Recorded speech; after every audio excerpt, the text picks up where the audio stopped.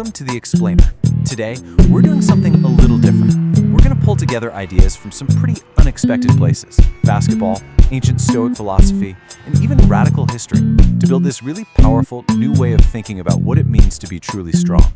So, we're kicking things off with a legendary move from the world of sports. But what we're really digging into here is a philosophy for life. See, this isn't about just overpowering an opponent.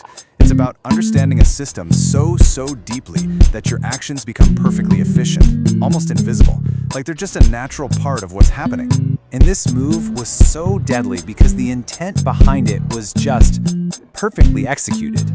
Right? It wasn't about brute force at all. It was all about surgical precision, this incredible mastery of rhythm and space. So the big question is, how can we take that same elegant logic and apply to the very idea of strength itself? Well, that brings us right to our first major principle: power without brutality. You know, for centuries, really smart people have argued that our whole understanding of power is basically backwards. We see aggression and we think, oh, that's strength. But what if that's wrong? What if lashing out isn't a sign of dominance, but actually a sign of fragility? What if real power is restraint, the ability to bend without ever breaking? And boom, here it is, the Stoic view, nailed perfectly by the Roman philosopher Seneca. He taught that real strength is holding back. It's the power to be completely unaffected by provocation, to keep absolute self-control. Those big destructive outbursts, that's not power. That's a failure of your character. It's a crack in your armor. Okay, so let's put ethics aside just for a second and look at how brutality is actually a failure of pure logic. What if harming other people isn't just morally wrong, but is actually a really bad strategic mistake? Believe it or not, economists, criminologists, and even mathematicians have all kind of landed on the same conclusion. Causing harm is just inefficient. I mean, when you really calculate the effort and the risk involved in doing something destructive versus the reward you get, well, the math just doesn't add up. It's a fundamental strategic error. In fact, check this out. When the political scientist Robert Axelrod ran these computer tournaments to find the ultimate survival strategy, the winner wasn't some super aggressive backstabbing program. Nope, it was a simple, kind of elegant strategy called tit for tat. It just starts by cooperating, and then it mirrors whatever its opponent did last. And it proved that over the long haul, cooperation isn't just some nice idea. It's pretty much a mathematical law for success. So, we've pretty much established that harming others is inefficient, right? It's a bad move. But some thinkers took this idea to a whole new, radical level, arguing it's not just illogical, but physically self-defeating. Let me introduce you to John Walking Stewart. This guy was a truly eccentric 18th century philosopher. His incredible world travels, and he did most of them on foot, led him to this totally radical new way of looking at reality. I mean, he went from being a prime minister in India to just wandering the globe, a missionary for an idea that was literally centuries ahead of its time. Okay, so Stewart's core idea was something he called sensate matter. He believed that every single atom in the entire universe registers and holds on to the feelings of pleasure and pain. Now, just think about the implications of that for a second.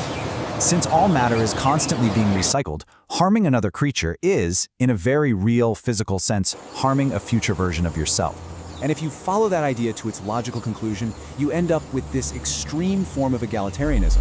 I mean, if we're all connected at the atomic level, then every single living thing deserves the exact same consideration for its well-being. No exceptions, period. Later on, thinkers like the socialist Henry Salt formalized this into what he called a creed of kinship.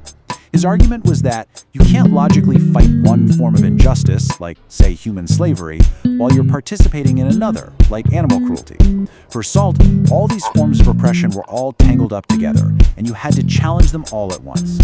So, we've got these huge ideas floating around, right? From Stoic restraint all the way to cosmic interconnectedness. But how does any of this translate into action? How do we actually build this into a practical method for achieving mastery in our own lives? And this brings us right back where we started, back to Kobe Bryant.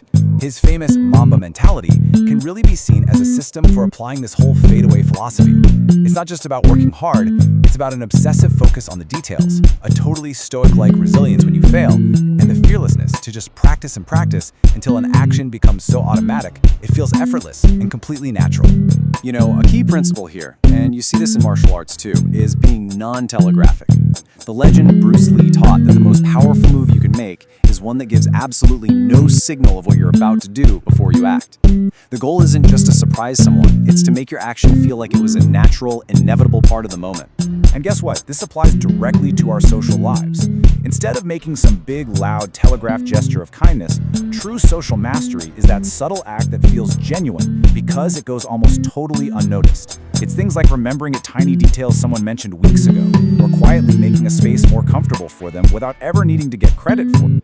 Alright, so let's pull all of these threads together, from the basketball court to the far reaches of the cosmos, into a single cohesive philosophy, the art of invisible intent. First, here's the foundation of it all. True power is not aggression. It's that stoic ideal of self-control. It's having the strength to act with precision and mercy, instead of just brute force and rage. Second, we've learned that causing harm is, at its core, a strategic mistake. Game theory shows us that in the long run, destructive, nasty behavior is just a losing strategy. It's a bad move on the chessboard of life. Simple as that. And third, because we are all interconnected, and you can see that through the lens of game theory or through sense of matter. Empathy and cooperation aren't just moral virtues.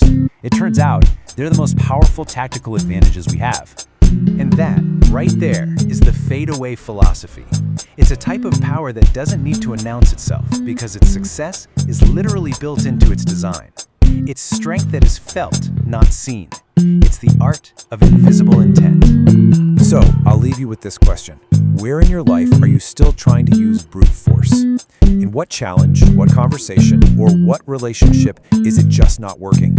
And where might a more masterful, more efficient, and more invisible intent, a fadeaway, be the real key to success?